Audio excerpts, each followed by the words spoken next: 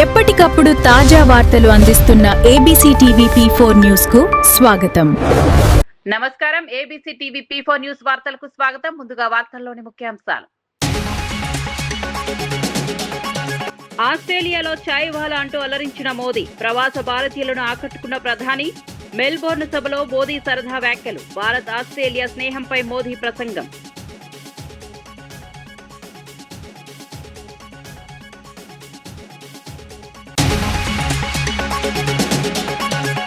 రైతుల ఖాతాల్లో 9,000 కోట్లు జమ చేశామన్న బట్టి. మెగా రైతు మేళాలో బట్టి కీలక ప్రకటన. రైతు సంక్షేమమే ప్రభుత్వ లక్ష్యమని వ్యాఖ్య. యూరియా కొరత ఉండదన్న మంత్రి తుమ్మల.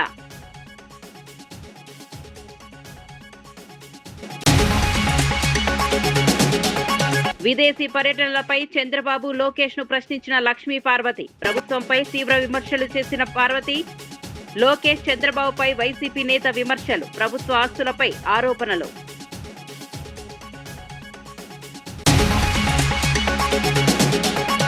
నీటి పారుదలపై సీఎం రేవంత్ ను విమర్శించిన కవిత. రైతులకు అన్యాయం చేస్తున్నారన్న ఎమ్మెల్సీ. కాళేశ్వరం నీటి నిర్వహణపై కవిత విమర్శలు. సాగునీటిపై ప్రభుత్వం స్పష్టత ఇవ్వాలని డిమాండ్.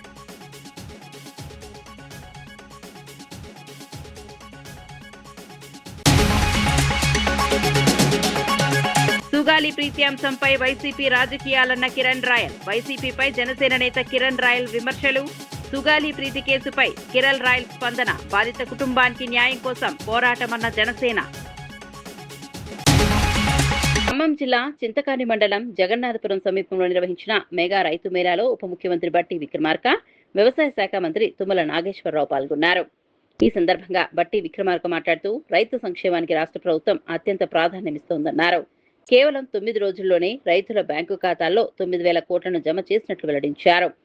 సాగునీటి ప్రాజెక్టులపై ప్రభుత్వం ప్రత్యేక దృష్టి సారించిందని, రైతులకు అవసరమైన అన్ని సౌకర్యాలు కల్పిస్తున్నామని తెలిపారు.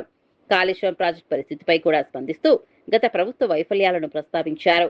వ్యవసాయ మంత్రి తుమ్మల నాగేశ్వరరావు మాట్లాడుతూ రైతులకు యూరియా కొరత రాకుండా ప్రభుత్వం చర్యలు తీసుకుంటోందని చెప్పారు. మొక్కజొన్న రైతులకు చెల్లించాల్సిన బకాయిలను త్వరలోనే వారి ఖాతాల్లో జమ చేస్తామని హామీ ఇచ్చారు. రైతు సంక్షేమమే ప్రభుత్వ ప్రధాన లక్ష్యమని ఇరువురు నేతలు స్పష్టం చేశారు.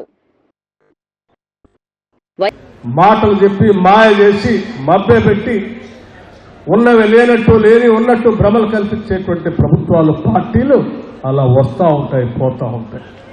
అలా వచ్చిపోయినటువంటి పార్టీయే టీఆర్ఎస్ పార్టీ. ఇక మళ్ళీ వచ్చేది లేదు, తిరిగేది కూడా లేదు.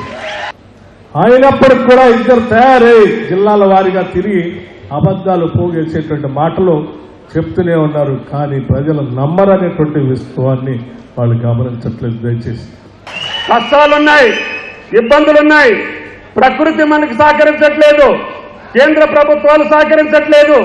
అయినా శక్తిని అంతటినీ కూడగట్టుకొని బట్టి గారి యొక్క సహాయ సహకారాలతోటి నేను 2.5 సంవత్సరాలుగా ఈ వ్యవసాయ శాఖను నడిపే అవకాశం ఇచ్చినటువంటి ముఖ్యమంత్రికి, ఉప ముఖ్యమంత్రికి ధన్యవాదాలు తెలియజేస్తున్నా. వాళ్ళు మానేసినటువంటి ఫామ్ మెకనైజేషన్కి డబ్బులు ఇవ్వాలి. మన రైతులకి, చిన్నతర రైతులకి పనిముట్లుంటే వ్యవసాయం సులువు అవుతుంది. లేబర్ దొరకట్లేదు అని అంటే పెద్ద మనసుతోటి ఫామ్ మెకనైజేషన్కి 1000 కోట్లు శాంక్షన్ చేసినటువంటి ప్రభుత్వం మన ప్రభుత్వం అని చెప్పి మీకు ఈ సందర్భంగా మనం చేస్తున్నాం. ఈనాడు భారతదేశంలో అందరికీ మందులు కొరతుంది. కానీ మనం దెబ్బలాడి కేంద్రం మీద ఒత్తిడి తీసుకొచ్చి మెడలు వంచి మనకు కావలసినటువంటి ఎరువులు సముదాయించుకుంటున్నాం. మీరు అందుకనే సక్రమైనటువంటి రైతుకే ఎరువు వెళ్లాలని చెప్పి టెక్నాలజీని కూడా వాడి మా కలెక్టర్ గారు యాప్ ద్వారా అడిగినటువంటి రైతులకి అందరికీ ఎరువులు సప్లై చేసే బాధ్యత తీసుకున్నారు. ఈరోజు ఎక్కడా కూడా రైతులను మోసం చేసేటటువంటి వ్యక్తులు, బ్లాక్ మార్కెట్ చేసే వ్యక్తులు, ఈ యొక్క యూరియాని వేరే పరిశ్రమలకు మార్చేటటువంటి వ్యక్తుల యొక్క ఆగడాలు అరికట్టడం కోసం టెక్నాలజీని వాడుతున్నాం. అదేవిధంగా మీకు వాతావరణానికి కూడా ఒక యాప్ పంపించాం. ఈరోజు చింతకాండలో వర్షం పడుతుందా పడదా అని చూసుకునే అవకాశం కూడా మీకు ఇచ్చాం. ఆ యాప్ ద్వారా మీరు ఆ వాతావరణ పరిశీలన చేసుకొని మీ వ్యవసాయం ముందుకెళ్ళొచ్చు. ఇక వార్త వివరాల్లోకి వెళ్తే రాష్ట్ర దేవాదాయ ధర్మాదాయ శాఖ మంత్రి ఆనం రామనారాయణ రెడ్డి అధ్యక్షతన అమరావతి సచివాలయంలో కామన్ గుడ్ ఫండ్ కమిటీ సమావేశం జరిగింది. ఈ సమావేశంలో ఆలయాల అభివృద్ధి, ధూపదీప నైవేద్య పథకం విస్తరణ, గోదావరి పుష్కరాల ఏర్పాట్లు, పెండింగ్ అభివృద్ధి పనుల పురోగతిపై సమగ్ర సమీక్ష నిర్వహించారు. కామన్ గుడ్ ఫండ్ హిందూ ధార్మిక సంస్థల అభివృద్ధికి కీలక నిధిగా పనిచేస్తోందని మంత్రి తెలిపారు. ఈ నిధులతో ఆలయాల పునరుద్ధరణ, వేద, ఆగమ పాఠశాలలు, బలహీన వర్గాల కాలనీలో దేవాలయాల నిర్మాణం, ధూపదీప నైవేద్యాల నిర్వహణ వంటి కార్యక్రమాలు చేపడుతున్నట్లు వివరించారు. గత ప్రభుత్వంలో పెండింగ్లో ఉన్న పనులకు కూటమి ప్రభుత్వం వేగం తీసుకొచ్చిందని, ఇప్పటికే వందలాది ఆలయాల్లో పనులు పూర్తయ్యాయని వెల్లడించారు. కొత్తగా 659 దేవాలయాలకు దాదాపు 790 కోట్ల నిధులు మంజూరు చేసినట్లు తెలిపారు. పనుల నాణ్యతలో ఎలాంటి రాజీ ఉండకూడదని, అన్ని టెండర్లు, అనుమతులు వేగంగా పూర్తి చేసి నిర్ణీత గడువులో అభివృద్ధి పనులు పూర్తి చేయాలని అధికారులను మంత్రి ఆదేశించారు. ఎంతవరకు మనం 30% ఎంసీ ఉంటే ఒకవేళ కొంతమంది 10% ఎగ్జామ్షన్ ఉంటారు, 15% ఉంటారు, కొంతమంది టోటల్ ఎగ్జామ్షన్స్ ఉంటాయి. వాటిని బట్టి ఆ ప్రయారిటీస్ని బట్టి ఆ ఎగ్జామ్షన్ మనం నిర్ణయం తీసుకున్నాక వాళ్ళకి నెక్స్ట్ ప్రొసీడింగ్స్ ఇచ్చారు. బీఆర్ఎస్ ఎమ్మెల్సీ కల్వకుంట్ల కవిత ముఖ్యమంత్రి రేవంత్ రెడ్డి నీటిపారుదల విధానంపై తీవ్ర విమర్శలు చేశారు. అధికారుల సూచనలు చెప్పడం తప్ప ముఖ్యమంత్రికి స్వంత అవగాహన లేదని ఎద్దేవా చేశారు. మేడిగడ్డతో సంబంధం లేకుండానే రాళ్లగోడ నిర్మించి కన్నేపల్లి పంప్ హౌస్ ద్వారా నీటిని ఎత్తిపోసే అవకాశం ఉందని పేర్కొన్నారు. అయినప్పటికీ గత ప్రభుత్వంపై ఉన్న కక్షతో కాంగ్రెస్ ప్రభుత్వం రైతులకు అన్యాయం చేస్తోందని ఆరోపించారు. ప్రత్యామ్నాయ మార్గాలు అందుబాటులో ఉన్నా నీటిని విడుదల చేయకుండా రైతుల ప్రయోజనాలను దెబ్బతీస్తోందని మండిపడ్డారు. సాగునీటి విషయంలో రాజకీయాలు కాకుండా రైతుల ప్రయోజనాలను దృష్టిలో పెట్టుకుని ప్రభుత్వం నిర్ణయాలు తీసుకోవాలని సూచించారు. రాష్ట్రంలో నీటి నిర్వహణపై ప్రభుత్వం స్పష్టమైన కార్యాచరణ ప్రకటించాలని డిమాండ్ చేశారు. రైతుల కోసం బీఆర్ఎస్ పోరాటం కొనసాగిస్తోందని కవిత స్పష్టం చేశారు. మా నిజాం సాగరు, మా మల్లన్న సాగరు, కొండపోచమ్మ సాగరు వాటన్నిటికి వచ్చేటి అవస్తాయి. నల్గొండ దాకా కాకతీయ కెనాల్ల నీళ్లతోని టోటల్ ఒక 30 lakh వాటికి కూడా వాటర్ పంపించేటటువంటి అవకాశం ఉంటుంది. కానీ కేవలం అవగాహన రాహిత్యంతో, అహంకారంతో, అవినీతి మరకలు పాత గవర్నమెంట్ మీద వేయాలన్నటువంటి దుగ్ధతోని ఇంతమంది రైతులు ఇన్ని లక్షల ఎకరాలను ఎండబెడతా ఉన్నారు ముఖ్యమంత్రి గారు. ఇది కరెక్ట్ కాదు. నిన్న మీరు ఒక పార్టీ మీద మీరు విమర్శ చేయాలి కాబట్టి అది మేడిగడ్డ కడితే ఇట్లయితుంది, అట్లయితుంది, కూలిపోతుంది, నేను మేస్త్రిని, నాకు తెలుసు ఇల్లు ఎట్లా కట్టాను అని చెప్పారు. సంతోషం, మీరు మేస్త్రే. నేనేమంటున్నా, మేస్త్రి గారు ఒక 1/2 కిలోమీటర్ మీరు రాళ్ళ కూడా కడితే అసలు మేడిగడ్డ బ్యారేజ్ని పక్కకు తీసి కంప్లీట్గా అన్నారం సుందిల్లని తీసుకోవచ్చు. ఏ ఎక్స్పర్ట్ వచ్చినా, ఏ ఇంజనీర్ గారిని అడిగినా ఈ విషయం చెప్తారు. చెయ్యగలిగి ఉండి కేవలం ప్రజలు మభ్యపెట్టి మోసం చేస్తా ఉన్నారు. తిరుపతిలో జనసేన నియోజకవర్గ ఇన్ఛార్జ్ కిరణ్ రాయల్ వైసీపీ తీరుపై తీవ్ర విమర్శలు చేశారు. కులాల మధ్య చిచ్చు పెట్టడం, హిందూ మతంపై దాడులు చేయడమే జగన్ రాజకీయాల లక్ష్యంగా మారిందని ఆరోపించారు. సుగాలి ప్రీతి అంశాన్ని కావాలని వైసీపీ నేతలు మళ్లీ తెరపైకి తీసుకొస్తున్నారని అన్నారు. సుగాలి ప్రీతి ఘటనకు మొదట వెలుగులోకి తెచ్చింది డిప్యూటీ సీఎం పవన్ కళ్యాణేనని గుర్తు చేశారు. బాధితురాల తల్లి పార్వతమ్మ వైసీపీ వేసిన రాజకీయ ఉచ్చులో చిక్కుకున్నారని వ్యాఖ్యానించారు. ప్రభుత్వం పవన్ కళ్యాణ్ పై విమర్శలు చేయడానికి రావణ్, శ్రావణ్ వంటి వారిని వైసీపీ ప్రోత్సహిస్తోందని ఆరోపించారు. రావణ్ కు వైసీపీతో సంబంధం లేదనడం, ప్రజలను మోసం చేయడమేనని అనేక ఫోటోలు ఇందుకు నిదర్శనమని అన్నారు. సుగాలి ప్రీతి కుటుంబానికి న్యాయం జరగాలనే ఉద్దేశంతోనే జనసేన మొదటి నుంచి పోరాటం చేస్తోందని కిరణ్ రాయల్ స్పష్టం చేశారు. సివియర్గా ఉండి వాళ్ళందరూ కూడా తల్లి బిడ్డలే కదా. ఎందుకు వచ్చాం మేమందరము?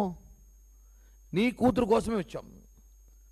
సుగాలి ప్రీతికి న్యాయం జరగాలని పవన్ కళ్యాణ్ గారి పిలుపు మేరకు మేమందరం కూడా ఆ రోజు లక్షలాది మంది జనం 2 తెలుగు రాష్ట్రాల నుంచి కర్నూలు బహిరంగ సభకి మా డీజిల్, మా పెట్రోలు, మా భోజనాలు, మా మంచి, మా చెడ్డ మేము చూసుకొని, మా అనుచరులు వేసుకొని మేము అక్కడ మీ కూతురు కోసం వస్తే ఈరోజు నువ్వు పవన్ కళ్యాణ్ గారి మీద కేసు పెడతావా? పెట్టాలి, నిజమే. ఎందుకంటే నీకు ఎకరాల పొలం తీయించినందుక, మీ ఆయన ఉద్యోగం తీయించినందుక, మీకు డబ్బులు ఇప్పించినందుక, కర్నూలు నడి రోడ్ సిటీలో మున్సిపల్ కార్పొరేషన్లో మీకు ఇల్లుకి స్థలం ఇప్పించినందుక పెట్టాలి కేసు. మంచిదే, ప్రజలు చూస్తున్నారు. అదే 2017-18 ఘటనలు జరిగినప్పుడు అప్పుడున్న ప్రభుత్వాల మీద చర్యలు పెట్టరు. జగన్మోహన్ రెడ్డి 5 ఏళ్ళు ముఖ్యమంత్రిగా ఉన్నప్పుడు ఆయన మీద కేసు పెట్టరు.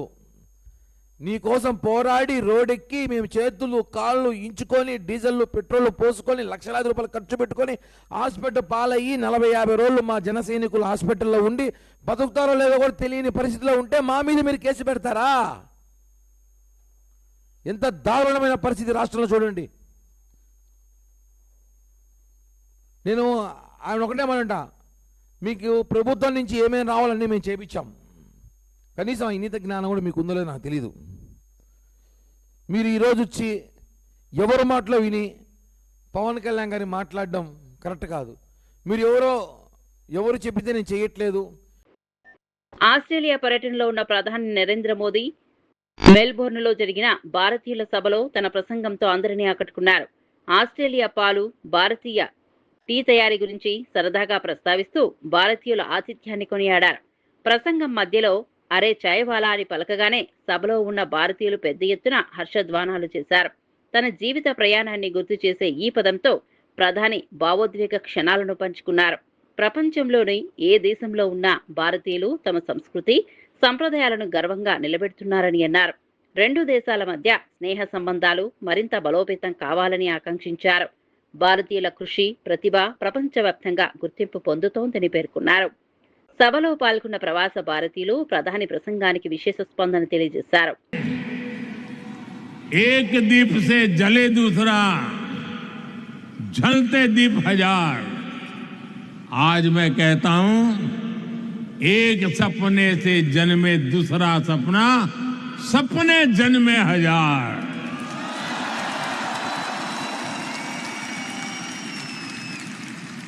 एक लक्ष्य पूरा होता है तो उससे भी बड़ा संकल्प सामने आता है। ये वो भारत है जो कहता है ग्रो मोर, अचीव मोर। हम 140 करोड़ एस्पिरेशन से भरे राष्ट्र है। हम अधीर है, बेसब्र है। हम दुनिया की सबसे तेजी से बढ़ती इकोनॉमी है, लेकिन हम जल्द से जल्द दुनिया की टॉप 3 इकोनॉमी बनना चाहते हैं, क्योंकि हमारी प्रेरणा है ग्रो मोर, अचीव मोर,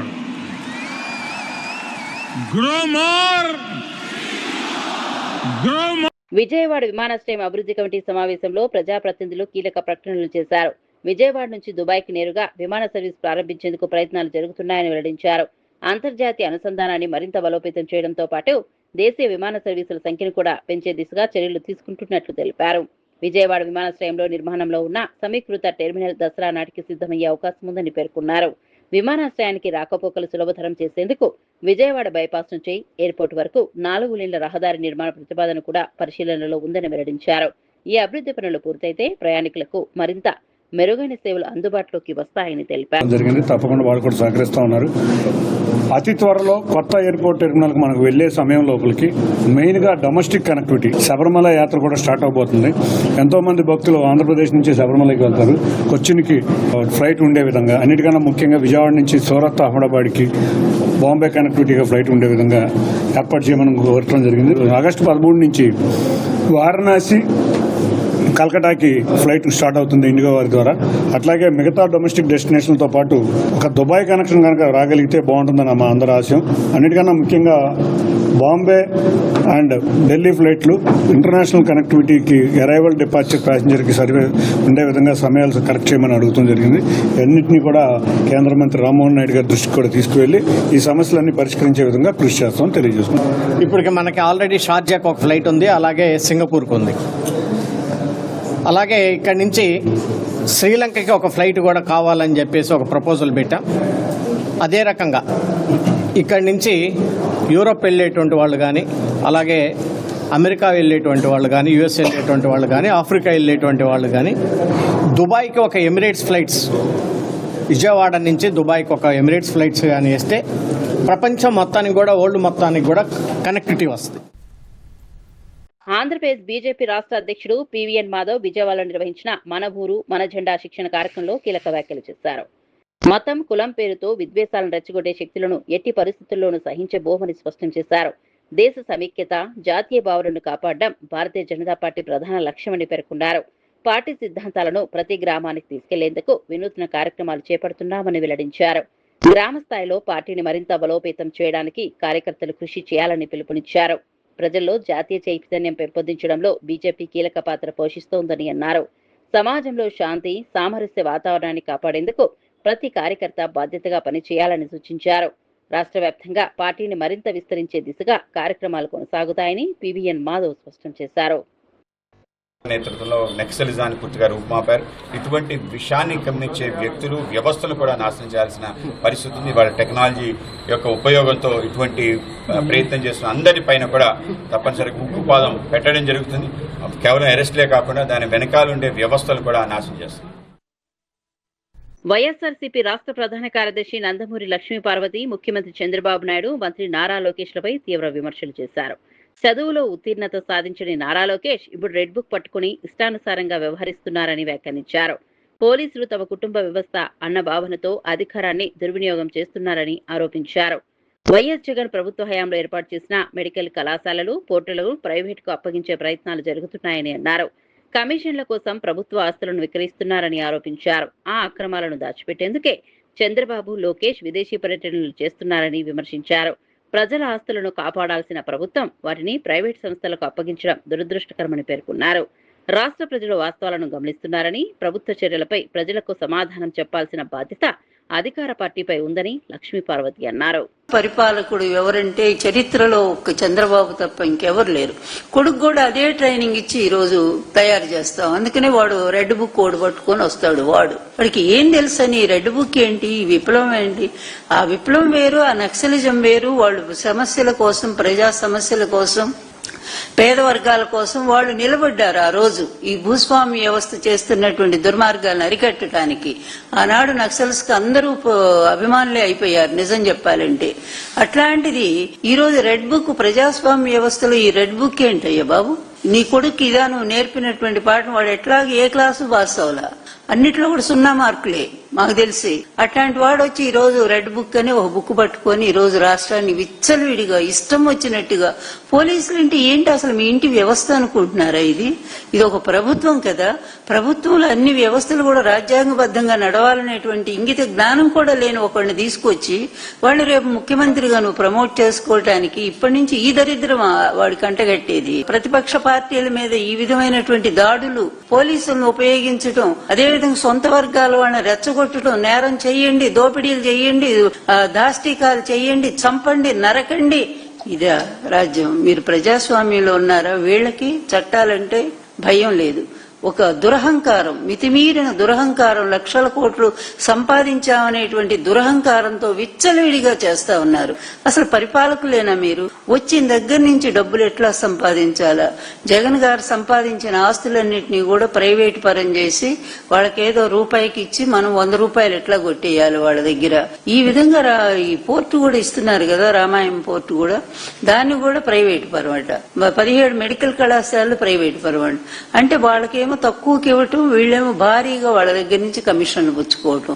ఆ డబ్బులు దాచుకోవటానికి ప్రపంచం అంతా అన్ని దేశాల్లో ఈ రోజు డబ్బులు దాచుకున్నటువంటి ఏకైక ముఖ్యమంత్రి ఎవరైనా ఉన్నారంటే చంద్రబాబు నాయుడే. అమెరికా మొదలుకొని ఎక్కడ ఏ దేశం కూడా, మీరు ఇండోనేషియా వెళ్ళండి, రష్యా వెళ్ళాడో లేదో అదొక్కటే నాకు ఇంకా డౌట్ గా ఉంది, రష్యాది మాత్రం. మిగిలినటువంటి చైనాలో కూడా పెట్టుబడులు పెట్టారని తెలిసింది. సింగపూర్కి ఆయన సొంత ఊరు అయిపోయింది అనుకోండి. హోటల్స్ ఏంటి, ఎన్ని రకాల, మరి అలాగే మారిషస్, ఇక అన్ని అసలు వీళ్ళు పెట్టని చోటు అంటూ లేదు. దుబాయ్, ఎక్కడికి వెళ్ళా కూడా వీళ్ళ పెట్టుబడులు అక్కడ ఉంటాయి. ఇప్పుడు తోపుదుర్తి ప్రకాష్ రెడ్డి గారిని చూస్తున్నాము. మొన్న ఆయన చంపించడానికి ఆయన కారుని టిప్పర్తో కొట్టించారు అక్కడ తెలుగుదేశం వాళ్ళు, స్థానికులు. తర్వాత ఇప్పుడు ఎవరిని అరెస్ట్ చేయాలి పోలీసు? అవతల వాళ్ళని కదా, టిప్పర్ డ్రైవర్ని అరెస్ట్ చేయాలా? ఆ టిప్పర్ ఎవరిదో తెలుగుదేశం వాళ్ళదేనట అది కూడా. మరి వాళ్ళని అరెస్ట్ చేయాలి. అదేమి లేకుండా ఇప్పుడు ఆయన మీద కేసు పెట్టారు. ఆయన ఇంటి మీదకి తెలుగుదేశం వాళ్ళు దండేస్తారు. ఇట్లా అదే ఆఖరి శ్మశానం కూడా కబ్జాట. ఆ శవాన్ని పాపం శ్మశానాన్ని తీసుకెళ్తుంటే ఆపేసి తెలుగుదేశం వాళ్ళు మీరు శ్మశానానికి. బీజేపీ ఎంపీ ధర్మపురి అరవింద్ విద్యారంగ అభివృద్ధిపై కేంద్ర ప్రభుత్వ కట్టుబాటును వివరించారు. ప్రధాని నరేంద్ర మోదీ నాయకత్వంలో పాఠశాల విద్యకు అత్యంత ప్రాధాన్యమిస్తున్నామని తెలిపారు. విద్యా మౌలిక సదుపాయాల అభివృద్ధి, నాణ్యమైన బోధన, కేంద్ర పథకాల అమలుకు అవసరమైన నిధులను కేంద్ర ప్రభుత్వం కేంద్రం విడుదల చేస్తోందని పేర్కొన్నారు. రాష్ట్ర ప్రభుత్వం తన వంతు నిధులను సకాలంలో విడుదల చేస్తే విద్యారంగం 4 వేగంతో అభివృద్ధి చెందుతోందని అన్నారు. కేంద్రం అందిస్తున్న అవకాశాలను పూర్తిగా వినియోగించుకోవాలని రాష్ట్ర ప్రభుత్వానికి సూచించారు. విద్యార్థులకు మెరుగైన వసతులు, డిజిటల్ విద్య, పాఠశాలల ఆధునీకరణ కోసం కేంద్ర ప్రభుత్వం అనేక కార్యక్రమాలు చేపడుతోందని వెల్లడించారు. కేంద్ర రాష్ట్ర ప్రభుత్వాల సమన్వయంతోనే విద్యారంగంలో ఆశించిన ఫలితాలు సాధ్యమవుతాయని అరవింద్ అభిప్రాయపడ్డారు. విద్యార్థుల భవిష్యత్తు కోసం రాజకీయాలకు అతీతంగా కలిసి పనిచేయాలని ఆయన పిలుపునిచ్చారు. మోదీ గారి నాయకత్వంలో స్కూల్ ఎడ్యుకేషన్కి మరింత ప్రోత్సాహం కూడా లభిస్తుంది. రాష్ట్ర ప్రభుత్వం కూడా తమ వాటా కూడా తొందరగా అన్ని స్కీమ్ అలాట్ చేస్తే ఇంకా డెవలప్మెంట్ ఇంకా 4 గంటలు స్పీడ్గా చేసుకోవచ్చు. వ్యవసాయ శాఖ మంత్రి నాదెండ్ల మనోహర్ విజయవాడలో నిర్వహించిన ఖరీఫ్ సన్నాహక సమీక్షా సమావేశంలో కీలక వివరాలు వెల్లడించారు. రాష్ట్రంలో రికార్డు స్థాయిలో 11,50,000 మంది రైతుల నుంచి వరి కొనుగోలు చేసినట్లు తెలిపారు. ఈ విషయంలో పంజాబ్ వంటి రాష్ట్రాలకు కూడా ఆంధ్రప్రదేశ్ అధిగమించిందని పేర్కొన్నారు. ఖరీఫ్ సీజన్ కు సంబంధించి రైతులు, రైస్ మిల్లర్లతో గోనె సంచులు, తేమ శాతం, రవాణా, కొనుగోలు ఏర్పాట్లపై సమగ్రంగా చర్చించినట్లు వెల్లడించారు. రైతులకు ఎలాంటి ఇబ్బందులు తలెత్తకుండా కొనుగోలు ప్రక్రియను పారదర్శకంగా నిర్వహించేందుకు ప్రభుత్వం చర్యలు తీసుకుంటోందని చెప్పారు. ప్రతి గింజకు గిట్టుబాటు ధర అందేలా ఏర్పాట్లు చేస్తున్నామని, రైతుల ప్రయోజనాలే ప్రభుత్వ ప్రధాన లక్ష్యమని స్పష్టం చేశారు. ఖరీఫ్ సీజన్ మొత్తం వరి కొనుగోలు సజావుగా సాగేందుకు అన్ని శాఖల సమన్వయంతో పనిచేయాలని అధికారులను ఆదేశించారు. రైతులకు మెరుగైన సేవలు అందించేందుకు ప్రభుత్వం పూర్తిగా కట్టుబడి ఉందని మంత్రి మనోహర్ వెల్లడించారు. ఆంధ్రప్రదేశ్ బీజేపీ రాష్ట్ర అధ్యక్షుడు పివిఎన్ మాధవ్ పండించిన ధాన్యాన్ని అమ్ముకునే విధంగా ఒక వెసులుబాటు కల్పించాం. ఈ ఖరీఫ్ కల్లా మేము కొత్త సంస్కరణలు తీసుకొచ్చి గన్నీసు మేము రైతు సహాయ కేంద్రాల్లోనే ఏర్పాటు చేసే విధంగా ఒక నిర్ణయం తీసుకున్నాం. రైతు సోదరుడికి ఏ విధంగా 24 గంటల్లోనే మేము డబ్బులు చెల్లిస్తున్నామో ధాన్యం కొనుగోలుకి, ట్రాన్స్పోర్ట్ ఖర్చులు కూడా ఈ ఖరీఫ్ నుంచి అదే విధంగా వాళ్ళకి 48 గంటల్లోపే వాళ్ళ ఖాతాల్లోకి రైతు కష్టపడి ఖర్చు పెట్టుకున్న ఆ ట్రాన్స్పోర్ట్ విషయంలో కూడా మేము ఆ సంస్కరణ తీసుకురాబోతున్నాం. Same brand, same company, same model, ఈ మాయిశ్చర్ మీటర్ రీడింగ్ ఎక్కడ కూడా అనుమానాలు రాకుండా ఉండాలనే ఆలోచనతో ఏదైతే మిల్లో ఉందో అదే ఆర్ఎస్కేలో ఉన్న బ్రాండ్ని వాడాలనే ఒక నిబంధన తీసుకొచ్చాం. దాదాపు 90% పూర్తయింది. ఈ ఖరీఫ్ కల్లా 100% అన్ని ప్రాంతాల్లో కూడా అదే ఏర్పాటు చేస్తాం. కేంద్ర బొగ్గు గనుల శాఖ మంత్రి కిషన్ రెడ్డి సింగరేణి కాలరీస్ కంపెనీకి తాడిచెర్ల 2 బొగ్గు గనిని నేరుగా కేటాయించిన విషయంపై వివరాలు వెల్లడించారు. వేలం నిర్వహించకుండా నామినేషన్ పద్ధతిలో గని కేటాయించడం వల్ల సింగరేణి సంస్థకు సుమారు 2,550 కోట్ల ప్రీమియం భారం తప్పిందని తెలిపారు. ఈ గనిలో 182 మిలియన్ టన్నుల బొగ్గు నిల్వలు ఉన్నాయని, దీని ద్వారా సంస్థకు దాదాపు 64,000 కోట్ల ఆదాయం వచ్చే అవకాశం ఉందని చెప్పారు. తెలంగాణ ప్రభుత్వానికి రాయల్టీ రూపంలో సుమారు 16,000 కోట్ల ఆదాయం లభిస్తోందని వెల్లడించారు. ఈ ప్రాజెక్టు ద్వారా సుమారు 1,200 మందికి కొత్తగా ఉపాధి అవకాశాలు కలుగుతాయని పేర్కొన్నారు. సింగరేణి సంస్థను మరింత బలోపేతం చేయడానికి కేంద్ర ప్రభుత్వం కట్టుబడి ఉందని, తెలంగాణ అభివృద్ధికి అవసరమైన సహకారం కొనసాగుతోందని కిషన్ రెడ్డి స్పష్టం చేశారు. కూడా ఉంది. టీఆర్ఎస్ హయాంలో 30,000 కోట్ల రూపాయలు బకాయిలు పెట్టి ఫామ్ హౌస్లో కొన్నాను. 30,000 crores వాళ్ళ హయాంలో బకాయిలు పెట్టారు. ఈరోజు సింగరేణి విషయంలో నేను కిషన్ రెడ్డిని ప్రశ్నిస్తున్నా అనేటువంటి నైతిక హక్కు బీఆర్ఎస్ పార్టీకి లేదు. 30,000 కోట్ల రూపాయలు సింగరేణి కార్మికుల కష్టార్జితం వాళ్ళకు అందకుండా మీరు ఉపయోగించుకొని వాళ్ళ డబ్బాలకు ఇవ్వకుండా ఈరోజు సింగరేణి కార్మికుల పెద్దవేం చాంపియన్ అయినట్టు ఇష్టా రాజ్యాంగ దాన్ని ప్రైవేట్ లిమిటెడ్ కంపెనీ లాగా వాడుకొని బీఆర్ఎస్ హయాంలో వాళ్ళు పోయారు. వీళ్ళు వచ్చారు. కాంగ్రెస్ వచ్చిన తర్వాత 24,000 కోట్ల పైచీలకు ఈ 2.5 సంవత్సరాల్లో 24,000 కోట్ల రూపాయలు. ఇది రాజకీయం కాదు, కార్మికుల యొక్క గుండె చప్పుడు. ఇది కార్మికుల యొక్క బాధ నేను వ్యక్తం చేస్తున్నాను. నేను ఏ పార్టీని విమర్శిస్తాను, ఇది వాస్తవం మాత్రమే చెప్తున్నాను. నేను బీఆర్ఎస్ని కానీ కాంగ్రెస్ని విమర్శిస్తలేదు, ఒక వాస్తవం మాత్రం చెప్తున్నాను. 54,148 కోట్లు టోటల్, ఇద్దరు కలిపి. ఇద్దరి పుణ్యం, ఇద్దరి పాపము పుణ్యము వాళ్ళే అర్థం చేసుకోవాలి. అది మీద దృష్టి పెట్టి చేయకుండా ఏదో బొగ్గు బ్లాక్ వస్తే నేను ఆయన రాష్ట్ర ప్రభుత్వాన్ని తప్పైందా, నేను ఇవ్వడమే తప్ప, నేను ఎందుకు విమర్శి నాకు అర్థం కాలేదు. నేను కార్మికులకు కూడా అడుగుతా ఉన్నాను. మీ కార్మిక సంఘాలన్నీ కోరిన తర్వాత నేను ఎంతో కష్టపడి గత 6 నెలల నుంచి అనేక సార్లు మాట్లాడి లీగల్ ఒపీనియన్ తీసుకొని, సుప్రీంకోర్టు ఒపీనియన్ తీసుకొని, రిజిస్ట్రార్ ఒపీనియన్ తీసుకొని అనేక రకాలుగా నేను ప్రయత్నాలు చేసి మా ఆఫీసర్స్ నొప్పించి నేను ఒక తెలంగాణ బిడ్డగా నేను బొగ్గు బ్లాక్ను తెస్తే నన్ను విమర్శిస్తున్నారు. నేను ఆ ప్రభుత్వాన్ని విమర్శించాలమన్నా ఢిల్లీ నుంచి ఒక ఇన్ఫర్మేషన్ ఇచ్చిన బొగ్గు బ్లాక్ వచ్చిందని దానికి విమర్శించాల్సిన అవసరం ఉంది. నాకైతే అది ఆశ్చర్యం వేసింది. నేను రాష్ట్ర ప్రభుత్వాన్ని కానీ కేంద్ర ప్రభుత్వాన్ని కానీ లేకపోతే కాంగ్రెస్ పార్టీని కానీ బీఆర్ఎస్ పార్టీని కానీ ఒక్క మాట మాట్లాడకుండా బొగ్గుబావి గురించి చెప్పిన దాన్ని నా మీద విమర్శించాల్సిన అవసరం ఉంది. నేను రాజకీయాలు మాట్లాడుకుంటే చాలా మాట్లాడవచ్చు, నా దగ్గర ఇంతనే కట్ట, మళ్ళీ ఎప్పుడైనా మాట్లాడతాను. ఇది సంతోషకరమైన విషయం కాబట్టి ఇది ఒకసారి కొంత డాటా ఈరోజు చెప్పడం కంటే కొంత డాటా అప్డేట్ చేసి క్లియర్ చేయాలా సింగరేణి కార్మికులకు అనే ఉద్దేశంతో నేను చేస్తా ఉన్నాను. మనమందరం కూడా రాజకీయాలకు అతీతంగా సింగరేణి కార్మికులకు అండగా ఉండాలి. సింగరేణికి సంబంధించినటువంటి కంపెనీ ఏదైతున్నదో ఒక బొగ్గు ఉత్పత్తి చేసే కంపెనీ మాత్రమే చూడకూడదు. మరి వైఎస్ఆర్సీపీ మాజీ మంత్రి సాకే శైలజనాథ్ అమరావతి అంశంపై స్పందిస్తూ కీలక వ్యాఖ్యలు చేశారు. వైఎస్ఆర్సీపీ అమరావతి రాజధానికి వ్యతిరేకం కాదని, కానీ అమరావతి పేరుతో జరుగుతున్న అవినీతి దోపిడీకే తమ వ్యతిరేకత అని స్పష్టం చేశారు. రాజధాని నిర్మాణానికి ఎందుకు అంత భారీ వ్యయం చేస్తున్నారో ప్రభుత్వం ప్రజలకు వివరించాలని డిమాండ్ చేశారు. ఇంద్రలోకం నుంచి నిర్మాణ సామాగ్రి తీసుకొస్తున్నారా అంటూ ముఖ్యమంత్రి చంద్రబాబును ప్రశ్నించారు. ప్రజల డబ్బును పారదర్శకంగా వినియోగించకుండా అధిక వ్యయంతో పనులు చేపడుతున్నారని ఆరోపించారు. రాజధాని అభివృద్ధి పేరుతో కొందరికి మాత్రమే లాభం చేకూరే విధంగా నిర్ణయాలు తీసుకోవడం సరికాదన్నారు. ప్రజాధనం ఖర్చు చేసే ప్రతి అంశంపై ప్రభుత్వం పూర్తి వివరాలు వెల్లడించాలని కోరారు. అమరావతి అభివృద్ధి పారదర్శకంగా ప్రజల ప్రయోజనాలను దృష్టిలో పెట్టుకుని సాగాలని సాకే శైలజానాథ్ పేర్కొన్నారు. దేవతలు ఏమైనా కంపెనీ పెట్టారా పైన ఎక్కడో నాకు తెలియదు కానీ ఇంద్రలోకం నుంచో ఎక్కడి నుంచో వస్తా ఉందే మెటీరియల్ అదన్నా చెప్పాలి. ట్రాన్స్పోర్ట్ ఛార్జెస్ ఎక్కువైనాయి, ర్యాకెట్లలో పోవాలా తెచ్చుకోవాలా, లేకుంటే భూమి లోపలికి పోవాలా తెచ్చుకోవాలి. సువర్లోక భువర్లోక మహర్లోక అని రకరకాల లోకాలు ఉంటాయి. అవన్నీ కూడా ఆఖరి.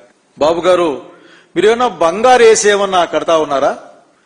బంగారు ఇటుకలు ప్లాటినం సిమెంట్తో ఏమైనా మీరు కడతా ఉన్నారా అక్కడ ఏమైనా?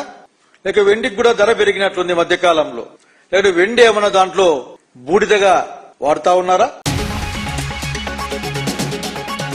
ఆస్ట్రేలియాలో చాయ్ వాలా అంటూ అలరించిన మోదీ, ప్రవాస భారతీయులను ఆకట్టుకున్న ప్రధాని. మెల్బోర్న్ సభలో మోదీ సరదా వ్యాఖ్యలు. భారత్ ఆస్ట్రేలియా స్నేహంపై మోదీ ప్రసంగం.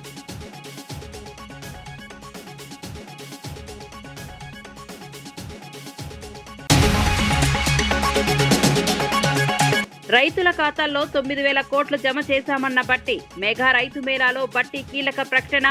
రైతు సంక్షేమమే ప్రభుత్వ లక్ష్యమని వ్యాఖ్య. యూరియా కొరత ఉండదన్న మంత్రి తుమ్మల.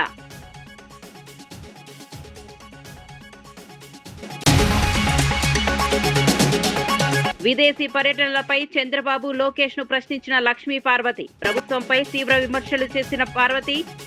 లోకేష్ చంద్రబాబుపై వైసీపీ నేత విమర్శలు. ప్రభుత్వ ఆస్తులపై ఆరోపణలు.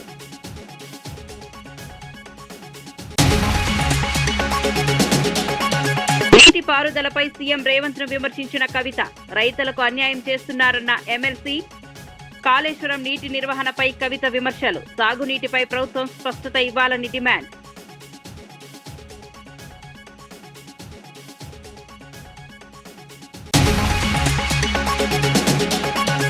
సుగాలి ప్రీతి అంశంపై వైసీపీ రాజకీయాలన్న కిరణ్ రాయల్. వైసీపీపై జనసేన నేత కిరణ్ రాయల్ విమర్శలు.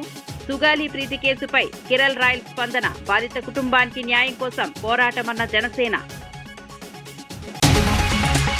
మరిన్ని అప్డేట్స్ కోసం చూస్తూనే ఉండండి.